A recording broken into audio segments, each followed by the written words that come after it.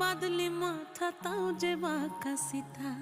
মেদিনীপুরে রায়না চিরন বাঁকুড়ার ওই ফিতা আর যতন করে বাঁধলি মাথা তাও যে বাঁকা সিথা পেছ পাড়িয়া রাজকুমারী গলায় চন্দ্রহার দিনে দিনে বাড়ছে তোমার চুলেরই বাহার পেছ পাড়ি